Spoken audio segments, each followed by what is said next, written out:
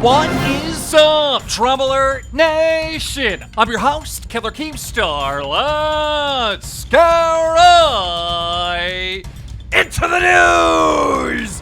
Austin McBroom versus Gib. Could this thing get canceled? They haven't sold any tickets. KSI is calling out Austin McBroom. Austin McBroom is calling out KSI. Jake Paul's event with Tommy Fury canceled again? Will we see Jake Paul versus Tyron Woodley 3? The YouTube group AMP making some big moves, hitting #1 trending. Stalkers be stalking Amaranth and now Pokemon, and YouTube is shutting down Steve'll Do It. We got all these stories and much, much more, so make sure you're subscribed with those notifications on, because you know, as soon as I get the scoop, I'm going to keep you in the loop. For our very first story, this dinosaur over here, known as Killer Keemstar, is on #1 trending thanks to AMP. That's right, the YouTube group AMP, currently on #1 trending, revealing their new mansion that they're all living in. It's insane. And your boy had a little cameo at the very beginning. Congratulations to the gentlemen. They are blowing up. And speaking about houses, this TikToker rented an Airbnb. He rented a house and he was taking a shower, and there was a hidden camera inside the shower. Yeah, guys, this story is coming from Nathan Triska. Has over 10 million followers on the TikTok. Watch this. Unbelievable. Yo, I cannot make this up. I'm at an Airbnb, and I just hopped out of the shower so fast because watch. Look at this. Watch. Watch. Wait for it. Wait. I know. There it goes. Do you see that? Do you see that? No! I'm not sure if that's actually a camera. That might be something. I just don't know. And here's the thing. A lot of TikTokers fake their stuff, so I don't even know if this is real. But then he comes out with a follow-up video claiming that somebody, and he thinks it's the Airbnb owner, slashed his tires. Roll it. Okay, this is part 2. I'm going to keep it short and sweet, but a lot happened, so buckle up. I reached out to the Airbnb owner, to which I got no response. In fact, they actually disconnected me from their communication, so I don't know how they did that. I then got this text from a random number, which I blurred out because I don't want to fear for my life anymore after what they did to me. This is my car. This is my tire. And after I got that text, I go outside to drive said car, and someone had stabbed it. And it doesn't stop there. Not only was the tire ruined, someone messed with my rim, cracking it so that way I would have a blowout on the highway. Someone was on my side that day because this should have been a very bad accident. Moral of the story, be very careful where you stay and who you stay with. I don't know, guys. I don't know. Is this real or is this cap? Let me know in the comments below. But speaking about creepy stalkers spying on you and all this, listen, 2 Twitch female streamers have been stalked. I mean, many more have been stalked, and we've covered those stories here on Drumler. But just last week, and we didn't have a chance to cover it, Amaranth came out with a series of tweets explaining this crazy stalker story. She tweeted out that her stalker traveled from Estonia, came to her city, camped out in a hotel with a line sight of her P.O. box, and spent over a month camping out daily at the Starbucks next to her P.O. box. 44 days and 33 minutes. And he streamed it. Now listen, this was a big thread, and apparently the person was in custody or got arrested or whatever, but this is insane. Like, allegedly, this stalker sold all his worldly belongings to do this. Like, this is scary. And just a couple days ago, Pokemon tweeted out this. We got text messages from a random number saying, "You're hot on Twitch, ready to impregnate you, Pokey. Now that abortions have been removed, be careful because I will knock on your door." Yikes! It is just insane what some of these female entertainers have to go through. But also the guys, because we got James Charles out in the loose. That's right, this tweet coming from Bo Blacks, who was at VidCon. He said, last night there were 2 VidCon parties by the House of Blues. One, a more exclusive party for adults only by Amazon Prime, and a 16+ smaller party by Instagram. Guess which one James Charles went? Yikes! And speaking about VidCon, apparently everybody got COVID at VidCon. We've seen so many different reports. There's no point in even covering this. Fans, YouTubers, reporters, The heads of VidCon, everybody got COVID. It seems like it was a super spreader event. Also in the news, Steve will do it from now. His channel got taken down. Now, it wasn't his main channel, it was his secondary channel, but it just disappeared. Over the last couple days, we've seen Steve will do it pleading with Team YouTube to check out and try to fix his channel, and at this time, his channel is still down. All right, ladies and gentlemen, boxing news, boxing news, boxing news. Now, there's a trio out there, right? You know, you have, let's say, FouseyTube, Deji, and Bryce Hall.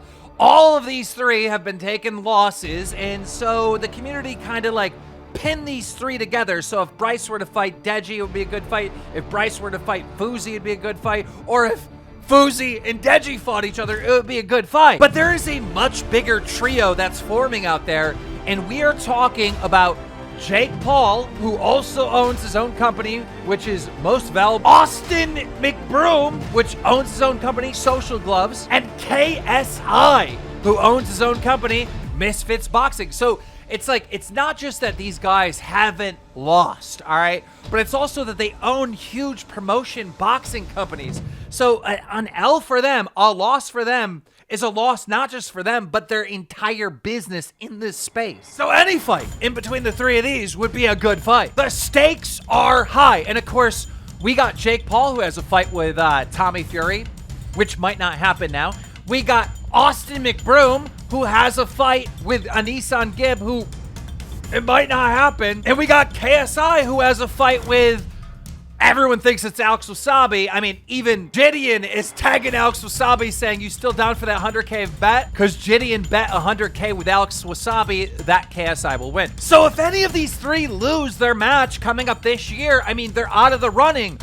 But if they all win, which I think they all will win, if these fights actually happen, then it explains why they're all after each other's necks. Let me explain what took place. Austin McBroom versus Gibb set for July 30th, like a month away, people. KSI tweets out, "You're not gonna mention that DDG fight is canceled?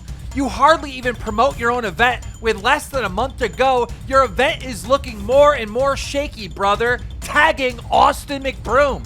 And I gotta admit, KSI has a point. There hasn't been that promotion around Austin's event. In fact, almost all the seats are available still for the event. Like, who's gonna sell these tickets? But then Jake Paul's company, Most Valuable Productions, jumps in to go after KSI. Is it just us, or is KSI always hating on others? Karma is not a friendly friend. MVP looks forward to successful events for Ryan, Austin, and KSI. KSI's manager said, "You suck." Then KSI and Austin took to Instagram and went back and forth. Austin responded by saying, "KSI, this boy's been talking about getting in the ring for the past 2 years and still hasn't. This boy talked about getting back and fighting Jake Paul and still hasn't. This boy talked about fighting me and that's not even happening. Now this boy is talking about fighting with Alex Wasabi, and that probably won't even happen. Next thing you know, you will hear this boy say he's coming back to fight Deji. Stop worrying about what I got going on and worry about yourself." KSI responds, "Oh, we good over here. At least we're paying our fighters and we'll be able to promote our event well. You ain't doing You have no engagement. Your foundation is shaky. On top of that, you're not even the favorite at your own event. I took a break to focus on music, got #1 album, and now I'm back in the ring to show you and every YouTube fighter that I'm on a different level." Okay. Austin responds, "I won't hold my breath. It took you 3 years to announce fighting Alex Wasabi. You went from Logan Paul to Alex Wasabi. That's definitely winning." KSI responds, "I'm claiming to be a boxer and a homeowner, and lucky for you, I announced my opponent this week. No matter who it is, the result will always be the same. I don't lose." Okay. Now, Jake Paul. He has a fight with Tommy Fury. It is going to be in Madison Square Garden, August 6th. But, you know, the story came out that Tommy Fury's family, because like apparently they're felons or whatever, they can't get in the country. So Tommy Fury was going to have to come by himself. He tried to come to the United States for a press conference and he got held up at the airport. KSI tweets at Jake Paul saying this: "Let's hope Tommy Fury can get into the United States. If not, you can always fight on my prelims on my fight card at Jake Paul." Jake responds by saying, "Still trying to avoid me? How? Why would we not just fight as the main event? Oh, I think we all know." KSI responds, "Jake Paul versus Tyron Woodley 3. Can't wait." Faye Sway responds by saying, "KSI won't beat Jake Paul if they were to fight." KSI responds, "Favor this so I can laugh at you in the future." So yeah, things heating up between KSI and Jake Paul, but what about Jake Paul's fight? Is this not going to happen? Is it true that Tommy Fury got stopped from coming to the United States? Apparently, yes. So I just want to come in here and set the record straight before anybody else tries to. Me and my team this morning arrived at Heathrow Airport, ready for the press conference, ready to fly out. And as soon as we entered the airport, I got pulled to one side and I was told by the Homeland Security officer that was there that my ESTA had been denied and I wasn't able to travel to the USA for a reason that I apparently know. I can stand here and say I've done absolutely nothing wrong and I have no clue why I'm not allowed to travel to the USA. Like I said, I've been training for a fight this whole time, and that's all I've been doing. I have no clue why they would not allow me to travel today, and neither does any of my team or my lawyers. So now I'm having to go to the embassies and all this sort of stuff, trying to resolve it. And I'm in the middle of training, guys. I don't know why this has happened today. It's a massive shock to me and my whole team. Obviously, it is a matter that needs to be resolved. It's government issues. It's a lot bigger than the fight right now, and I'm just trying to get it sorted. But I just wanted to let you all know where it was at. Wow!